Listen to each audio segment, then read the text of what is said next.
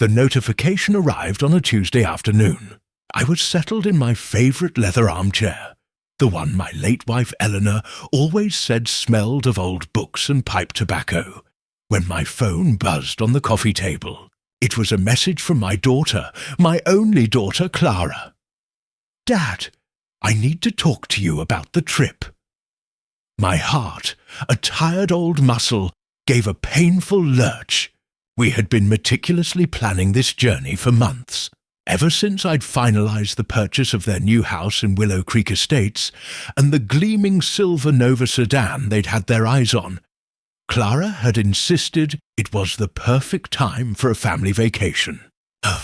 "Finally," she'd said, her voice bright with promise as I signed the last of the dealership paperwork. "We can do something special together, the way we're supposed to." I dialed her number without a moment's hesitation. Her husband, Marcus, answered. "Is Clara there?" I asked. "She's busy." His voice was clipped, cool. A new kind of distance had crept into it lately. "It's about the trip to see the Northern Lights." She sent me a message. A heavy silence hung on the line. I could hear the faint sound of footsteps and hushed whispers in the background before Clara finally took the phone. "Dad," she began, "we've been thinking." "Thinking about what?" I asked, though a cold dread was already beginning to pool in my stomach. "The trip. You're not coming with us." The words didn't just sting. They landed like a physical blow, knocking the air from my lungs. I waited, holding my breath, hoping it was some kind of cruel, misplaced joke. But Clara continued, her tone matter-of-fact. "Marcus feels it would be better to take his parents instead. You know, something more. Intimate, just the five of us. His family." My voice, when I finally found it, was a fractured whisper. "And what am I?" "Oh, don't be so dramatic, Dad. You're 67 years old. These kinds of adventures are for younger people. Besides, the cabin is small." Small. The cabin I had paid for. The Scandinavian tour I had financed. The entire $10,000 package that I had covered with the savings I'd painstakingly accumulated over 30 years as the head librarian for the city, rising at 5 every morning, eating cold sandwiches at my desk for lunch so I could save every possible penny. "Clara," I said, my voice shaking with a mix of disbelief and anger, "I just bought you a house and a car." "Exactly, Dad," she said. And the casual cruelty of her words was the final twist of the knife. "You've done your part. Now it's time to let us enjoy it. In peace." The line went dead. I stood there, phone in hand, staring at the blank black screen. On the coffee table lay the glossy travel brochures we'd looked through together just weeks before. Clara had circled the excursions she wanted to do in bright red ink. "This is going to be incredible, Dad," she had beamed. "Finally, some real quality time." Quality time. Without me. Outside, a sudden downpour began, the raindrops drumming a mournful rhythm against the windows of my apartment. This same apartment where Clara had taken her first steps. Where Marcus had come for Sunday dinner every week for a decade.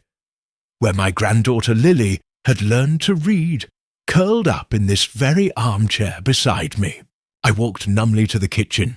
Pinned to the refrigerator was a photograph from the day they got the keys to their new house. Clara was beaming, arms thrown wide. Marcus had his arm around Lily, a proprietary smile on his face. I was standing off to the side, almost out of frame, clutching the folder that held the financing agreements. We all looked so happy, or rather they did. I reached for my wallet and pulled out the receipts I kept folded in a neat, obsessive stack. The down payment on the house, $70,000. The car, $30,000 paid in cash. The Scandinavian trip, $12,000 for 4 people. 4 people who had now become 3, plus 2 uninvited guests. The phone rang again. For a foolish, hopeful second, I thought it was Clara, calling to apologize, to say it was all a terrible misunderstanding. It was Marcus. "Arthur," he began, his tone patronizingly calm, "I hope you can understand. Clara and I need some time to strengthen our own family unit. You're always there, always with an opinion. Sometimes a family needs space to grow." "I bought you a house, Marcus," I repeated, the words tasting like ash. "And we are very grateful, Arthur. But that doesn't buy you the right to control our lives." Control them? I, who had never asked for a single thing in return. I, who had worked weekends and holidays to pay for Clara's university degree. I, who had sold my late Eleanor's cherished convertible to make their down payment. "Marcus, I just wanted—" "I know what you wanted," he cut me off. "But Clara has made her decision. We leave for the trip tomorrow, alone." He hung up. I stood in the silent kitchen, listening to the hum of the old refrigerator. It was a new kind of silence, a heavy, suffocating one. It was the silence of a man who has just realized he has been a fool for a very, very long time. I walked to my small study and opened the bottom drawer of my desk. There they were, all the contracts, all the agreements. The house was in Clara's name, but I was the primary co-signer on the mortgage, the one whose account the payments were automatically withdrawn from. The car was also in her name, but I had co-signed the financing agreement. My pristine credit history, the only reason they'd been approved. My name was on the hook with the banks, but hers was on all the titles. Clara had learned her lessons well. She had waited for the perfect moment. The doorbell chimed, startling me. It was Lily, my 8-year-old granddaughter, her school uniform slightly wrinkled. "Grandpa," she said, her smile bright and innocent, "Mommy said I'm staying with you tonight. They have to pack for the big trip." I looked into her eyes, those wide, curious eyes so much like my own. "Did you know about the trip, sweetie?" "Uh-huh," she nodded. "But Daddy said it's just for grown-ups." Grown-ups? I was 67 years old, and apparently I no longer qualified as a grown-up in my own family. That night, as Lily slept peacefully on the sofa, I lay awake, staring at the ceiling. For the first time in years, my thoughts weren't consumed with what more I could do for them. Instead, I thought about what they had done to me, and for the first time in a long time, I felt something other than unconditional love. I felt a cold, hard clarity. "You're not coming with us," my daughter had said. "Marcus feels it would be better to take his parents." As if I wasn't family. As if decades of sacrifice were worth nothing more than a footnote in their comfortable new life. In the pre-dawn stillness, I made a decision that would change everything. I had done what I had to do for them. Now, it was time to do something for myself. I stayed awake until 3 in the morning, sifting through the archives of my life stored in photographs on my nightstand. Eleanor, my vibrant, loving Eleanor, holding a 2-year-old Clara in her arms. Clara, beaming in her cap and gown at her university graduation. Clara, on the day she first brought Marcus to our home for dinner. Clara, in the hospital, cradling a newborn Lily. My entire existence had orbited that girl, that woman. When Eleanor passed away 12 years ago, Clara was just 23, a new graduate with no job, a boyfriend in Marcus who drifted from one temporary position to another, and a baby on the way. I took on extra shifts at the library, curating special collections, managing the archives, anything to earn more, just to keep the 3 of them afloat. I paid the rent on their small apartment. I bought Lily's first crib. I gave them cash for diapers, for formula, for medicine. "Don't worry, Dad," Clara would always say, her hand on my arm. "As soon as Marcus finds a stable job, we'll pay you back every cent. This is just temporary." 12 years later, temporary had become my permanent state of being. I remembered the exhaustion of those years, coming home after a 14-hour day. My fingers stained with ink from handling ancient texts, my shoulders aching. I'd find Clara on my sofa, watching some reality show, while Marcus spoon-fed Lily in her high chair. "Hey, Dad, there's leftovers in the fridge," she'd say, her eyes never leaving the screen. I would go to the kitchen, heat a plate of something in the microwave, and eat standing over the sink. They had never waited for me. On Sundays, my only day off, Marcus would arrive with a mountain of their dirty laundry. "Arthur, the machine at our place is on the fritz again," he'd lie, a charming smile on his face. I knew it wasn't broken. I would wash their clothes, iron them, fold them into neat piles, all while Clara scrolled through her phone. "Dad, do you have any cash on you?" she would ask. "Marcus wants to take Lily to the amusement park." I always had cash. I always had whatever they needed. When Marcus finally landed a decent job as an IT technician, I thought foolishly that things would change. He was earning a good salary, more than enough to support his family. But they still came to me for money. "We're saving for the future, Dad," Clara explained, "for a house of our own. You understand, right?" I always understood. I stopped buying new clothes. My wardrobe became a relic of a decade past. Faded shirts and worn trousers that Marcus would eye with disdain during his visits. "Arthur, you really should update your look," he'd comment. "A man your age needs to look presentable." But every dollar I could have spent on myself went to them, for Lily's ballet lessons, for their vacations to the coast, for the newer used car Marcus wanted, for a lavish gift for Clara's cousin's wedding. For everything. I never complained. Eleanor had instilled in me a simple, powerful belief. Family is everything. "Our daughter is for life," she used to say. "Every sacrifice is worth it if she is happy." But Eleanor never truly knew Marcus. He entered our lives like a slow-moving, silent storm. At first, he was the model of respect, a hard-working young man. He would sit at my dinner table and ask me about my work at the library, about Eleanor, about my hopes for Clara. "You've been an incredible father, Arthur," he'd say. "Clara is so lucky to have you." After the wedding, his tune changed. "Arthur, Clara is a married woman now. She needs her independence. Arthur, you can't be weighing in on how we raise Lily. Arthur, Clara says you're lonely, but we can't be your only source of companionship." Slowly, insidiously, I was recast from patriarch to pest, the meddling father-in-law, the old man who didn't understand the modern world. And through it all, Clara never defended me. Not once. When I turned 65, I planned a small dinner at my apartment. I bought a cake and cooked. All of Clara's childhood favourites. They arrived an hour late. "Sorry, Dad," Clara said breezily. "Marcus had an important work call." They stayed for 40 minutes. Marcus checked his phone every 5. Clara ate in silence. Lily was the only one who seemed happy to be there. "Grandpa, why are you all alone on your birthday?" she asked in her innocent, clear voice. Marcus admonished her immediately. "Lily, don't ask awkward questions." Awkward. My solitude was an inconvenience to them. That night after they left, I cleaned the dirty dishes. I had made enough food for 8 people.